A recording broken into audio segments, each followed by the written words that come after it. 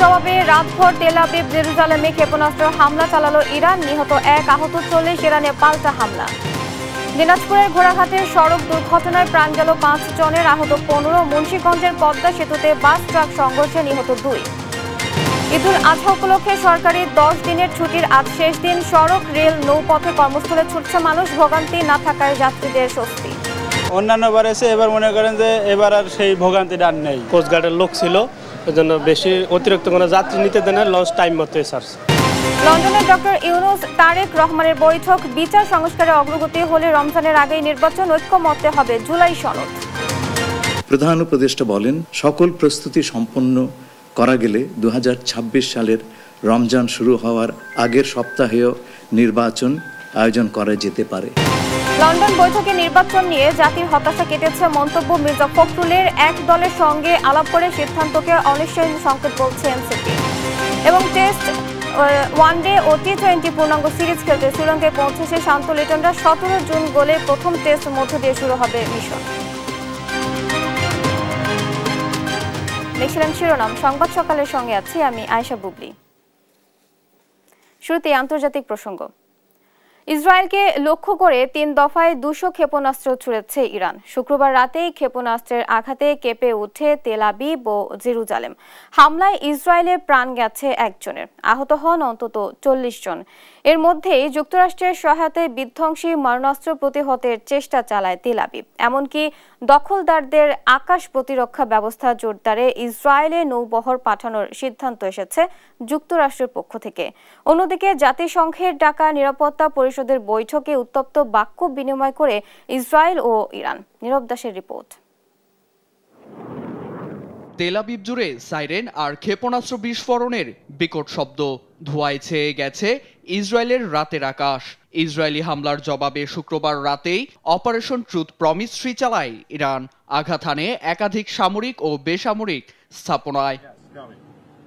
মধ্যরাত থেকে শনিবার ভোর পর্যন্ত অন্তত 3 দফায় ইসরায়েলের কেন্দ্রীয় শহর তেল আবিব, জেরুজালেমের রামাল্লায় ব্যাপক হামলা চালায় ইরান। দফায় দফায় তেহরান থেকে 150 থেকে 200 ব্যালিস্টিক ক্ষেপণাস্ত্র সহ ড্রোন ছোড়া হয় বলে জানায় ইসরায়েলের প্রতিরক্ষা বাহিনী।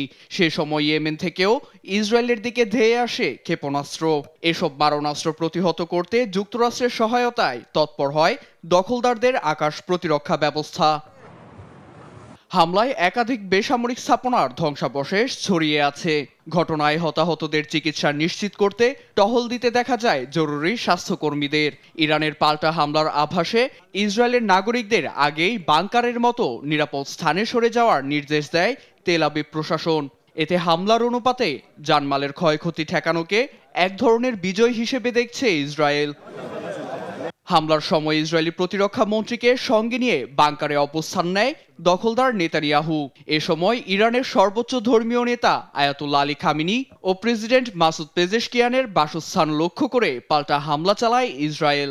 হামলায় ইরানের নেতাদের ক্ষতি না হলেও ক্ষতিগ্রস্ত হয় পশ্চিমাঞ্চলের মেহেরাবাদ আন্তর্জাতিক বিমানবন্দর।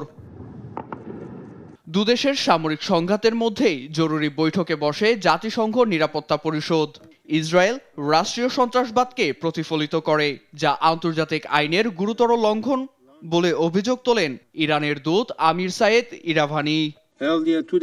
ইসরায়েল ও যুক্তরাষ্ট্রের সঙ্গে একজোট হয়ে যারা ইরানে আগ্রাসন চালাচ্ছে তাদের কেউ ছাড় পাবে না। ইসরায়েলকে সমর্থন দেয়া, অপরাধকে উস্কে দিয়ে মানবতা বিরোধী কাজ করা ও আন্তর্জাতিক শান্তি ভঙ্গ করার শামিল। ইসরায়েল শুরু থেকেই অস্ত্র দিয়ে মধ্যপ্রাচ্যকে অস্থিতিশীল করে তুলেছে। আমরা কোনোমতেই চাই না একটি বিধ্বংসী রেজিমের হাতে পারমাণবিক অস্ত্র তুলে দিতে। ইরান পরমাণু অস্ত্রের দ্বারপ্রান্তে ছিল, তাই আমরা নাতাঞ্জ পারমাণবিক স্থাপনায় হামলা চালিয়েছি। কূটনৈতিক পথে হেঁটেও ফায়দা হয়নি বলে মন্তব্য করেন ইসরায়েলি দূত ডেনি ড্যানন। এদিকে চলমান উত্তেজনা নিরসনে উভয় পক্ষকে সংযম দেখানোর আহ্বান জানিয়েছে জাতিসংঘ সহ পুরো বিশ্ব। নীরব দাস, নিউজ ডেস্ক, দেশ টিভি। এর আগে ইসরায়েলের ২০০ ক্ষেপণাস্ত্রের আঘাতে ইরানের শীর্ষ সামরিক কর্মকর্তা সহ প্রাণ গেছে অন্তত ৭০ জনের। রাইজিং লাইন নামে পরিচালিত এই হামলায় আহত প্রায় ৩২০ জন। এদিকে দ্রুত পারমাণবিক চুক্তি না হলে ইরানে আবারও তীব্র হামলা হবে বলে হুমকি দিয়েছেন মার্কিন প্রেসিডেন্ট ডোনাল্ড ট্রাম্প। অন্যদিকে ইসরায়েলকে কঠোর শাস্তি পেতে হবে বলে পাল্টা হুঁশিয়ারি দিয়েছে ইরান। নীরব দাসের রিপোর্ট। ইসরায়েলের ২০০ ক্ষেপণাস্ত্রের আঘাতে ইরানের শীর্ষ সামরিক কর্মকর্তা সহ প্রাণ গেছে বহু বেসামরিক নাগরিকের, বাড়ছে আহতের সংখ্যাও। শুক্রবার রাইজিং লায়ন নামে পরিচালিত এই হামলার আগেই গোয়েন্দা সংস্থা মোসাদের সাহায্যে ইরানের অভ্যন্তরে ঢোকে আকাশ প্রতিরক্ষা ব্যবস্থা অকেজো করে দেওয়ার দাবি জানায় ইসরায়েল। জানায় কয়েক বছর ধরেই চলছিল এই হামলার প্রস্তুতি। এর মধ্যেই ইরানের সম্ভাব্য হামলা প্রতিহত করতে সীমান্তে সেনা মোতায়েন সহ আকাশ প্রতিরক্ষা ব্যবস্থা জোরদার করেছে ইসরায়েল। নিরাপত্তার স্বার্থে বিশ্বের সব ইসরায়েলি দূতাবাস সাময়িক বন্ধও করেছে তারা। এছাড়া জর্ডান, লোহিত সাগর ও উত্তর ইসরায়েলের দিকে ধেয়ে আসা ইরানের সব ড্রোন ভূপাতিতের দাবি জানায় ইসরায়েল। হামলার বিষয়ে ট্রাম্প ও পুতিনের সঙ্গে আলোচনা শেষে ভারত, জার্মানি সহ মিত্র দেশগুলোর সঙ্গে ইসরায়েলি প্রধানমন্ত্রী নেতানিয়াহু ফোন আলাপ করবেন বলে জানায় টাইমস অফ ইসরায়েল। এর মধ্যে ইরানকে দ্রুত পারমাণবিক চুক্তি করতে তাগিদ জানিয়েছেন মার্কিন president Donald Trump. Social media ট্রুথের এক পোস্টে ট্রাম্প লেখেন, চুক্তির জন্য ৬০ দিন সময় বেঁধে দেওয়া হয়েছিল, ৬১ দিনের মাথায় হামলা হয়েছে, সামনে আরো ভয়ানক পরিণতি অপেক্ষা করছে। যুক্তরাষ্ট্র বিশ্বের সবচেয়ে নিখুঁত সামরিক অস্ত্র তৈরি করে। ইসরায়েলের কাছে এসব অস্ত্রের ভান্ডার রয়েছে। ইরানের যেসব কট্টরপন্থীরা চুক্তির বিরোধিতা করেছে তারা সবাই এখন মৃত। দ্বিতীয়বার সুযোগ দিচ্ছি, দেরি হওয়ার আগেই চুক্তি সম্পন্ন করে নিজেদের বাঁচাও। এদিকে সামরিক বাহিনীর প্রধান হিসেবে নৌবাহিনীর প্রধান হাবিবুল্লাহ সাইয়ারিকে নিয়োগ দিয়েছে ইরান। আইআরজিসি প্রধান করা হয়েছে স্বরাষ্ট্রমন্ত্রী আহমেদ ওয়াহিদিকে। নিরাপত্তার স্বার্থে দেশজুড়ে ইন্টারনেট সেবা বন্ধ রেখেছে ইরান। সেই সঙ্গে ইসরায়েলকে চড়া মূল্য দিতে হবে বলে হুঁশিয়ারি দিয়েছে ইসলামিক প্রজাতন্ত্রের দেশটি।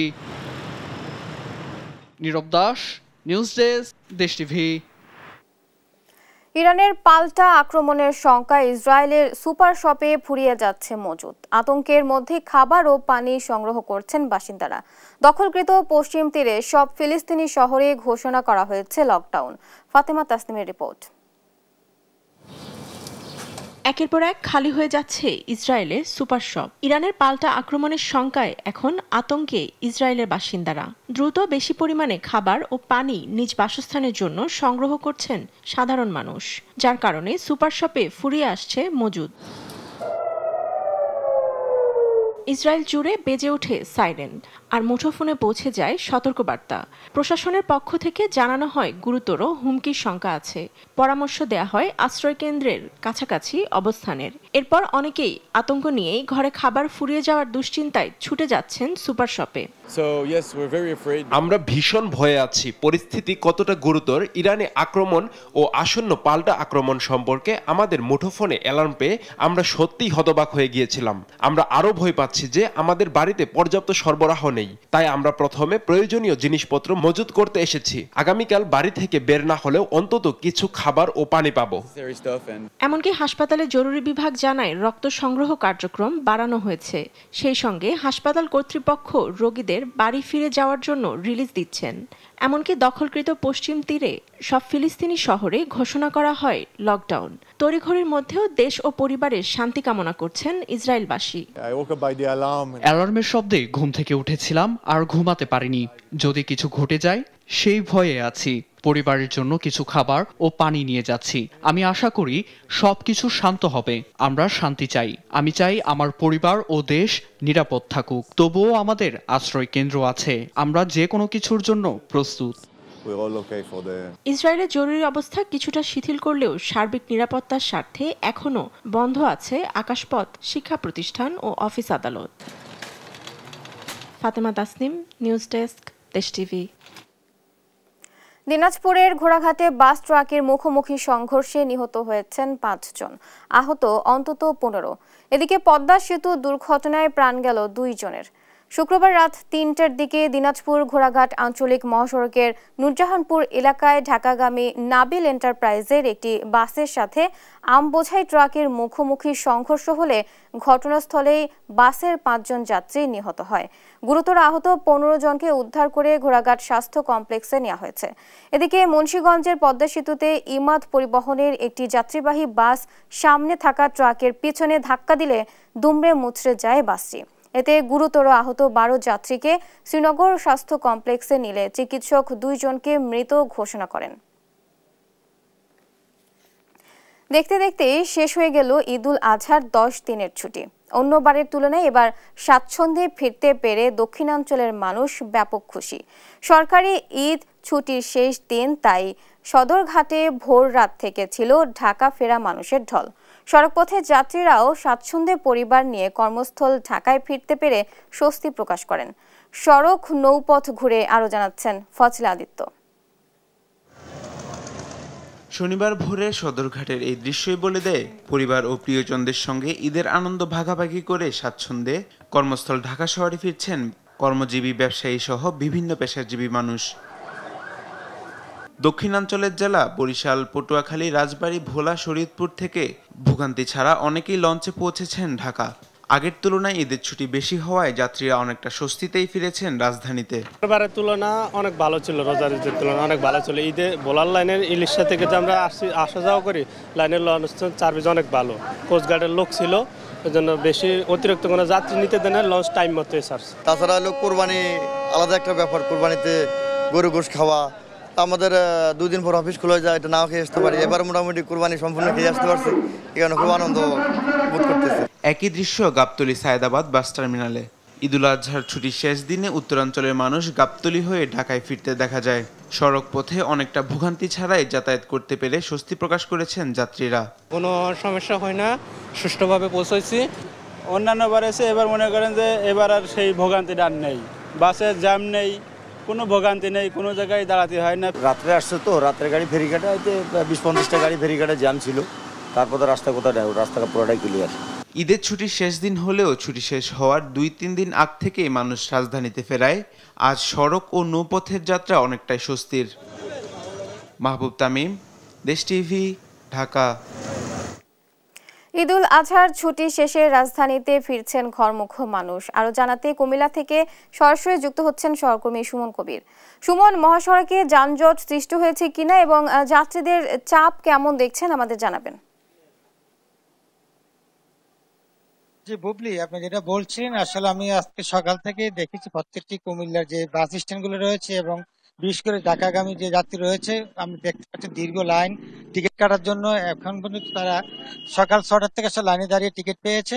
9টার গাড়ি আসলে, যেটা 8টা গাড়ি ছিল সেটা 8:30, 9টার গাড়ি আসলে 9:30, 10টা গাড়ি আসলে 10:30, 11টার মধ্যে আসলে আসছে। কারণ হচ্ছে ঢাকা চট্টগ্রাম মহাসড়কে মুন্সিগঞ্জে আসলে ছোটখাটো একটা মানে অ্যাক্সিডেন্ট হওয়ার কারণে আসলে গাড়ি ঢাকা থেকে আসতে পারছে না, বিধায় একটু যাত্রীদের চাপ দেখতে পাচ্ছে টিকিট কাউন্টারে। এবং সেদিক থেকে বলি, কুমিল্লা প্রতিটি এই বাস স্ট্যান্ডে এরকম অবস্থা, যেহেতু আন্তঃজেলা কুমিল্লা 6টি আন্তঃসংযোগ জেলা রয়েছে, সেই কারণে আসলে এই ভোগান্তির সৃষ্টি হয়েছে। তবে আমি আপনার একটু জানিয়ে রাখি, কুমিল্লার যাত্রীদের চাপের বিষয়ে নিয়ে কথা বলার চেষ্টা করেছি যাত্রীদের সাথে। তারা আমাদেরকে জানিয়েছেন যে আসলে সকাল 6টা থেকে। আপু, আসলে আপনার কটার সময় এসেছে? আমরা আসছি হচ্ছে 7টার দিকে, আর টিকিট হচ্ছে 400 টাকা করে রাখছে আর কি। লাইনে তো প্রায় আধা ঘন্টার মতো দাঁড়াইছিলাম, আমরা আধা ঘন্টার উপরেই দাঁড়াইছিলাম। 6:30 বাজে আমরা আসছি, 7টার দিকে টিকিট পাইছি, আর এখন গাড়ি আসছে আর কি, বাস আসছে, এখন যাবার কি। আপনি আসছেন কত ঘন্টা হয়েছে আর টিকিট পেয়েছেন কখন? 3 ঘন্টা তো হবেই, 3 ঘন্টা। হ্যাঁ, আমরা 7টার দিকে আসছি না, 7টায়। হ্যাঁ, 7টার দিকে তো এই অনেক ভিড় ছিল, এখনো অনেক ভিড়। মাত্র বাস আসলো, প্রায় 45 মিনিটের মতো লাইনে ছিলাম, তারপর হচ্ছে দিছে আমাদেরকে, তারপর এখন 9টার পর গাড়ি আসছে। তীব্র যাত্রীদের চাপ রয়েছে কুমিল্লা বাস স্ট্যান্ড গুলোতে। আপনাকে একটু জানিয়ে রাখি, কুমিল্লার যে প্রতিটি বাস আজকে সারাদিন টিকিট বিক্রি হয়ে গেছে অলরেডি, তারা আমাকে জানিয়েছে বাস কাউন্টার। এবং আরো যাত্রীরা বলছেন আজকে হয়তো বলে আগামীকাল সকাল ভোরে যেতে হবে, আগামীকাল এরকম রাশ থাকার সম্ভাবনা রয়েছে। তবে একটা জানিয়ে রাখি, যাত্রীদের লাইন ধরে টিকিট বিক্রি করছে এবং তারা লাইনে দাঁড়িয়েছে, কখন যাবে আসলে বুঝতে পারছেন, কিন্তু সকলে আসলে গন্তব্যে পৌঁছার টিকিট কাটার জন্য এসেছেন। এবং আমি একটু কথা বলার চেষ্টা করব টিকিট কাউন্টারের সাথে। আসলে আপনি কখন এসেছেন আর কয় ঘন্টা মানে? তো মিনিমাম 2 ঘন্টা পূর্বে এসছে, অনেক জ্যাম। যেটা বলছিলেন কুমিল্লা বাস স্ট্যান্ড গুলো আসলে প্রত্যেকটা বাস স্ট্যান্ডে এরকম যাত্রীর চাপ রয়েছে এবং সারাদিনের টিকিট আজ বিক্রি হয়েছে, তারা আমাদেরকে বলছে বাস স্ট্যান্ডে। এই ছিল কুমিল্লা থেকে সর্বশেষ বুবলি। সুমন, আপনাকে ধন্যবাদ। দর্শক, কুমিল্লা থেকে সরাসরি যুক্ত ছিলেন সহকর্মী সুমন। সব প্রস্তুতি সম্পূর্ণ হলে আগামী বছরের ফেব্রুয়ারিতে নির্বাচন আয়োজন করা যেতে পারে বলে জানিয়েছেন অন্তর্বর্তী সরকারের প্রধান উপদেষ্টা ডক্টর মোহাম্মদ ইউনূস।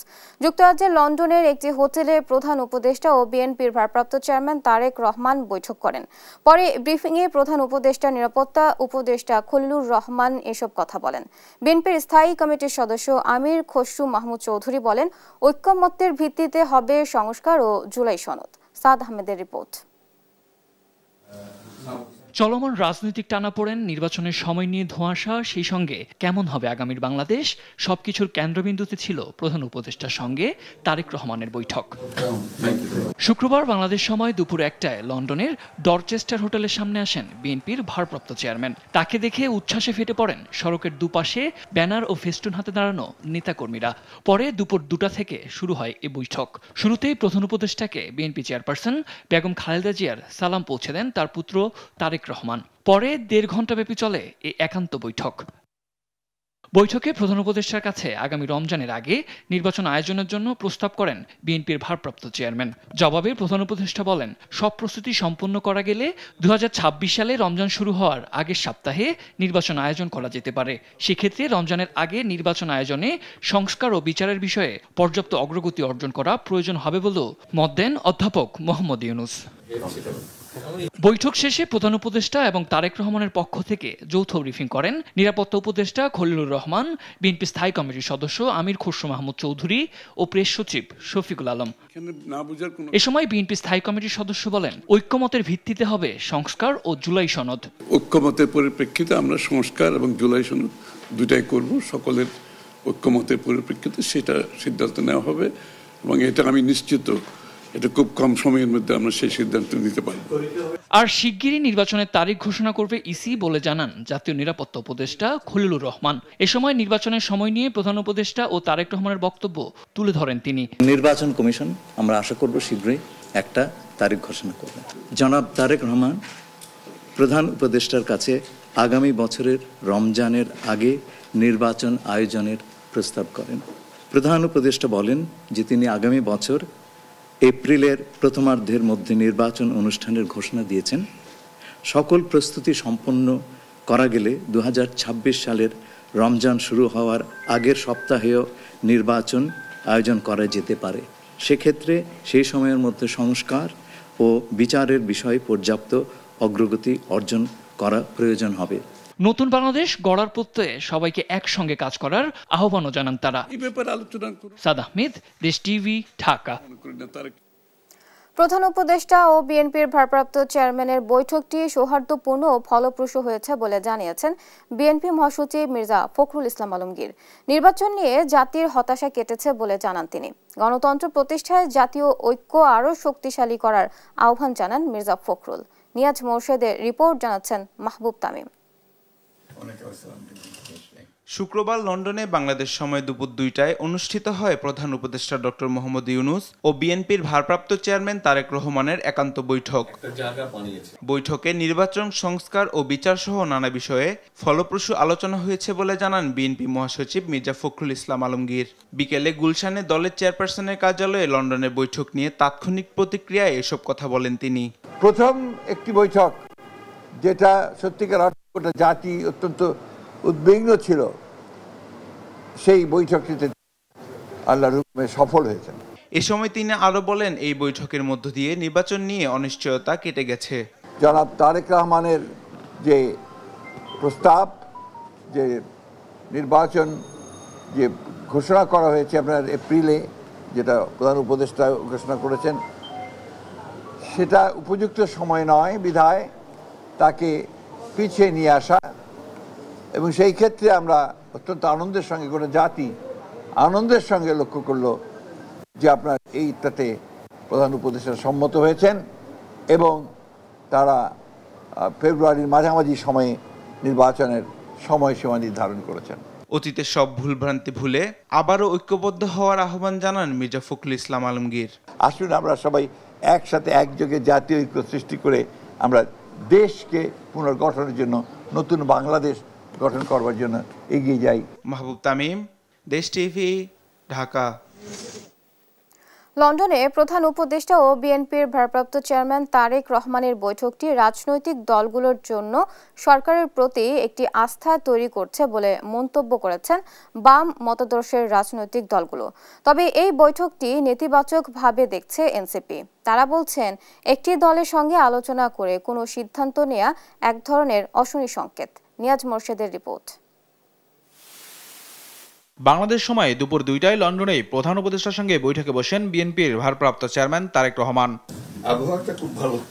প্রায় 2 ঘন্টার বৈঠক শেষে সংবাদ সম্মেলনে জানানো হয়, সংস্কার ও বিচারের অগ্রগতি হলে আগামী ফেব্রুয়ারিতে নির্বাচন আয়োজন সম্ভব। সকল প্রস্তুতি সম্পন্ন করা গেলে 2026 সালের রমজান শুরু হওয়ার আগের সপ্তাহেও নির্বাচন আয়োজন করা যেতে পারে। দুনেতার বৈঠকে নির্বাচনের তারিখ এগিয়ে আনার সম্ভাবনাকে ইতিবাচক হিসেবে দেখছে বাম মতাদর্শের রাজনৈতিক দলগুলো। বিপ্লবী ওয়ার্কার্স পার্টির সাইফুল হক বলছেন, এই বৈঠকে সরকারের সঙ্গে রাজনৈতিক দলগুলোর সমঝোতার বিষয়টি মূল্যায়ন পেয়েছে। বিএনপি নির্বাচন কেন্দ্র করে তার অবস্থান কিছুটা পরিবর্তন করেছেন। তারাও এখন আগামী বছরের মধ্য ফেব্রুয়ারিতে বা রোজার আগে তারাও নির্বাচনের ব্যাপারে তারা প্রস্তাব করেছেন এবং প্রধান উপদেষ্টাও তিনিও এক ধরনের সম্মতি তিনি দিয়েছেন। কিন্তু নির্বাচন তার মানে নীতিগতভাবে এক ধরনের বোঝাপড়ার জায়গাটা তৈরি হচ্ছে বলে আমরা ধরে নিতে পারি। বৈঠককে ফলপ্রসূ বললেন গণসংহতি আন্দোলনের প্রধান সমন্বয়ক জোনায়েদ সাকি। রাজনৈতিক দলগুলোর সঙ্গে আরও আলোচনার তাগিদ দেন তিনি। আর সিপিবির সাধারণ সম্পাদক রহিন হোসেন প্রিন্স বলেন, নির্বাচন প্রলম্বিত করার কোনো কারণ নেই। রাজনৈতিক উত্তরণ প্রক্রিয়া তো সকলকে নিয়ে করতে হবে এবং সেই আলাপ আলোচনা সমন্বয়ের ক্ষেত্রে একটা ঘাটতিও দেখা দিয়েছে। সম্প্রতি আমরা প্রধান উপদেষ্টার পদত্যাগ প্রসঙ্গ নিয়ে আমরা আলোচনা হতে দেখেছি।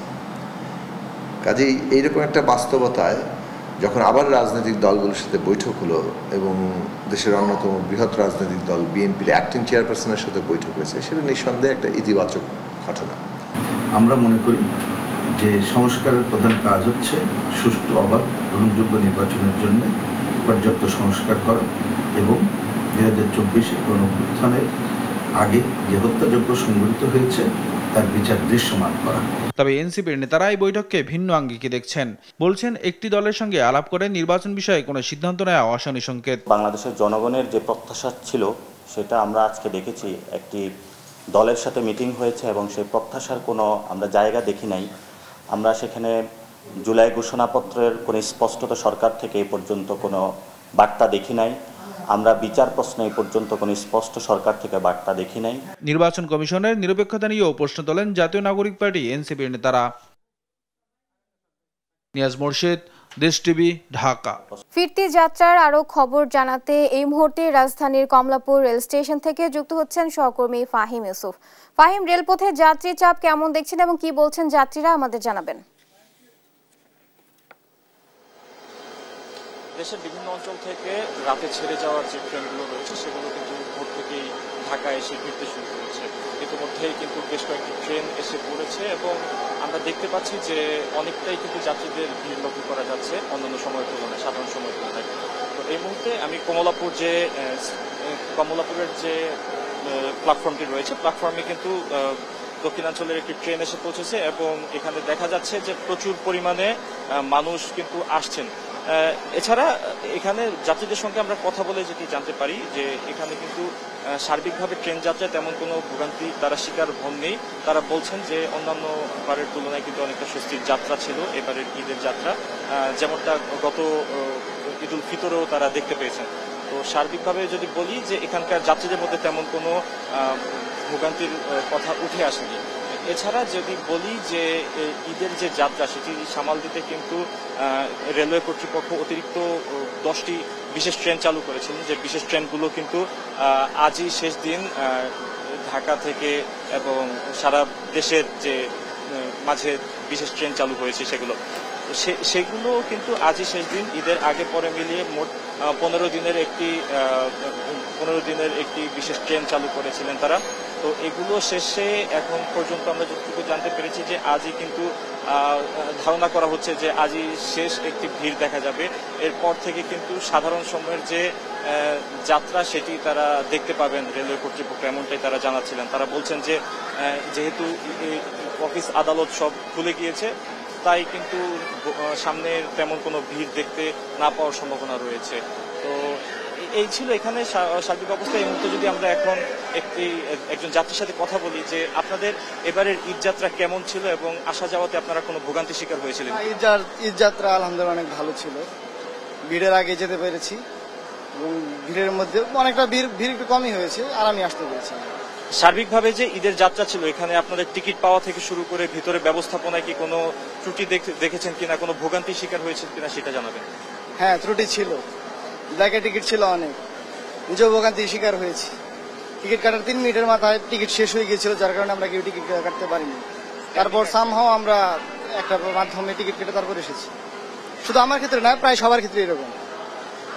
যেটি শুনতে পাচ্ছিলেন যে অনেক যাত্রী কিন্তু জানাচ্ছেন যে ট্রেনের টিকিট তারা সময় মতো পাননি এবং ট্রেনের টিকিট পেতে কিন্তু অনেকটা বেগ পেতে হয়েছে তাদের মতে। এবং আমরা রেলওয়ে কর্তৃপক্ষের সঙ্গেও এ নিয়ে কথা বলছিলাম কয়েকদিন আগে যে এবারে টিকিট পেতে অনেকে এ ধরনের অভিযোগ করছেন যে কালোবাজারির মাধ্যমে কিন্তু আগের টিকিটগুলো চলে যাচ্ছে। তো তারা জানান যে এমন কোনো ঘটনা ঘটেনি, এ ধরনের কোনো ঘটনা ঘটলে তারা দ্রুত ব্যবস্থা নেবেন এবং রেলওয়ে পুলিশ থেকে শুরু করে সার্বিকভাবে যে সরকারের ঊর্ধ্বতন কর্মকর্তা রয়েছেন তারা কিন্তু এ নিয়ে জোর পদক্ষেপ নেবেন এমনটাই তারা জানান এবং তারা আশা জানান যে ভবিষ্যতেও এমনটি হবে না। এই ছিল রাজধানীর কমলাপুর রেলওয়ে স্টেশন থেকে সর্বশেষ। ফাহিম, আপনাকে ধন্যবাদ। দর্শক, কমলাপুর রেল স্টেশন থেকে সরাসরি যুক্ত ছিলেন সহকর্মী ফাহিম ইউসুফ।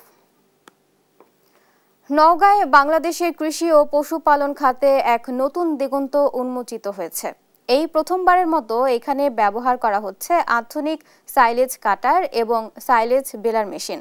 এর মাধ্যমে কাঁচা ভুট্টা থেকে গবাদি পশুর জন্য উন্নত মানের খাদ্য প্রস্তুত, মজুত এবং বাজারজাত করা হচ্ছে। এতে খামারিদের গবাদি পশুর আপদকালীন খাদ্য ও পুষ্টি নিশ্চিত হয়েছে।